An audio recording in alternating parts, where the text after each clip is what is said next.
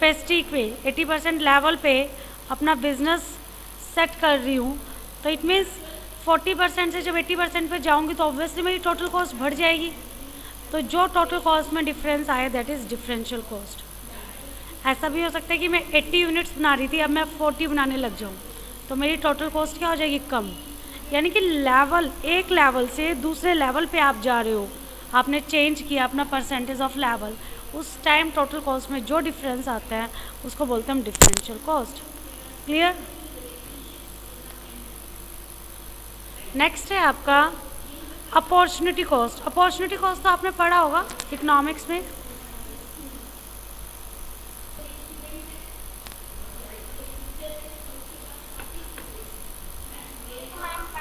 बताओ बताओ। उसमें था कि हमने जो मतलब दो है चीज, जैसे मैगी है या वो है, तो उनका जो शायद डिफरेंस निकालते थे वो हमारा एक्स्ट्रा जो होता था अपॉर्चुनिटी को कॉस्ट होता था। तो फिर ऐसा याद है हमें कि हम ना दो कोई और बच्चा? यस, कोई और बच्चा? Anybody else?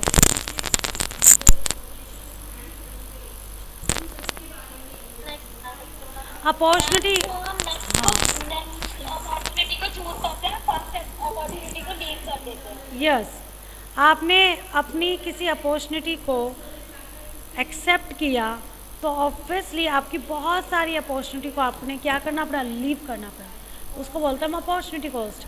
फॉर एग्जाम्पल, आप सब स्टूडेंट्स हो, आप सब एक अपॉर्चुनिटी ले रहे हो कि हमें पढ़ना और पढ़ के अच्छा इंसान बनना और अच्छी जगह सेट होना है। आप दूसरी अपॉर्चुनिटी क्या मिस कर रहे हो? आप दूसरी अपॉर्चुनिटी ये कर कि आप अगर आज जॉब कर रहे होते तो कुछ इनकम कमा रहे होते, तो इट मीन्स वो इनकम जो आपके लिए एक अपॉर्चुनिटी थी आपने उसको मिस किया, तो that is your opportunity cost. ऐसे बिजनेस के अंदर हम अपॉर्चुनिटी कॉस्ट कैलकुलेट करते हैं कि अगर ये पैसा जो मैं यहाँ लगा रही हूँ, अगर ये पैसा यहाँ ना लगाती मैं और किसी को इंटरेस्ट पे देती, तो वो इंटरेस्ट मेरे लिए क्या हो चुका है? Opportunity cost. ऑब्वियसली जो पैसा मैंने बिजनेस में लगाया है, अगर वो मुझे रेट ऑफ इंटरेस्ट के हिसाब से, जो मार्केट में रेट ऑफ इंटरेस्ट है उसके हिसाब से रिटर्न नहीं करता, इट मीन्स मैं बहुत बड़ी अपॉर्चुनिटी मिस कर रही हूँ। और शुरू में तो होता है ये बिज़नेस में इतने प्रॉफिट्स नहीं होते हैं, ठीक है? तो मतलब एक हमने बेस्ट को चूज़ किया, तो जितने अल्टरनेटिव्स थे उनको हमें लीव करना पड़ा, उनको मिस करना पड़ा। उनकी जो कॉस्ट है दैट इज़ अपॉर्चुनिटी कॉस्ट। अगर आप स्टूडेंट ना होते और कहीं पे जॉब कर रहे होते और 10,000 रुपये एक महीने का कमा रहे होते, तो 10,000 rupees per month is the opportunity cost for you. Okay?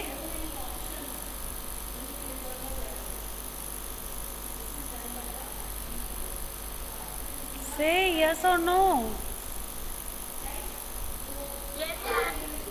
So I'm asking ना, is it clear?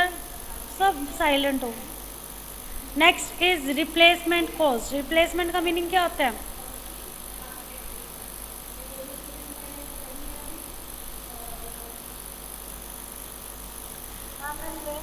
मतलब आपको कोई जाके किसी कंपनी में बुला लो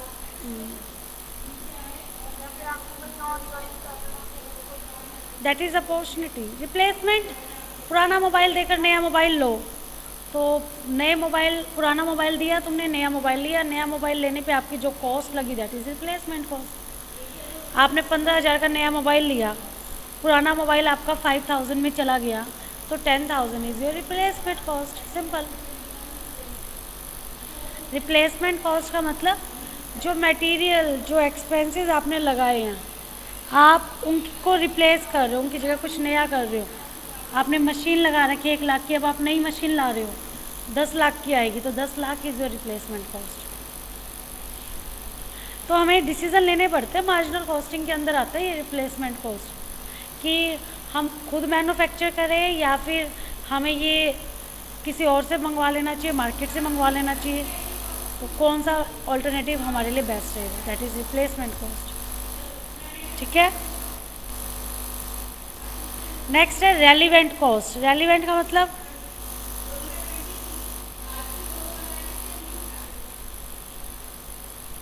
जैसे कि मैं बात कर रही हूँ, रेलिवेंट का मतलब क्या होता है? रिलेटेड, उससे रेलिवेंस होना चाहिए, उससे रिलेटेड हो।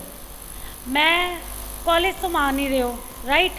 मैं तुम्हें कहूँ कि चलो हम पार्टी ऑर्गेनाइज करते हैं और परसों कॉलेज में पार्टी है, जब आप लोगों को अलाउड ही नहीं है कॉलेज आना, तो दैट इज़ इररेलीवेंट कि हम कोई पार्टी ऑर्गेनाइज करें। बिजनेस के अंदर हमें डिसीजन लेना परचेज डिपार्टमेंट के बारे में कि हमें कितना परचेज करना है माल, और हम बात करें प्रोडक्शन के बारे में कि प्रोडक्शन डिपार्टमेंट में कॉस्ट ज़्यादा आ रही है, प्रोडक्शन डिपार्टमेंट का सुपरवाइज़र बहुत वेस्टेज कर रहा है, प्रोडक्शन डिपार्टमेंट के एम्प्लॉय की ट्रेनिंग की ज़रूरत है, तो क्या वो रेलिवेंट है? That is irrelevant.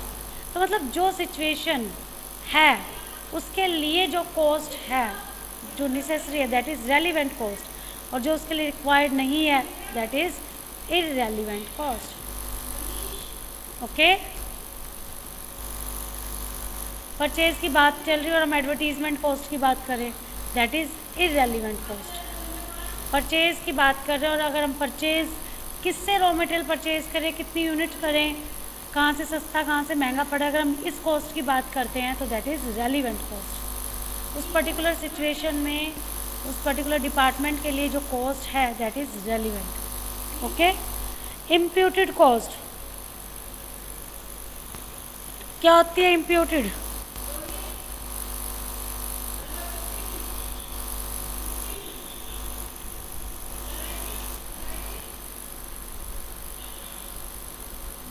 किसी को पता है? मैम जो कॉस्ट हम खुद लगाते हैं, अंदर की कॉस्ट जो होती है। फॉर एग्जाम्पल,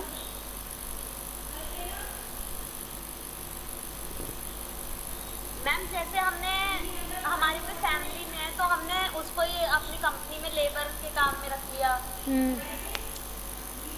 अच्छा, तो उसको सैलरी तो दोगे? मैम लेकिन वो हमारे घर में जाएगी ना, फिर हम घर से अगर कोई मेंबर काम उसके लिए लगाएंगे। ठीक है, मतलब कुछ कुछ सही है, सही बात है।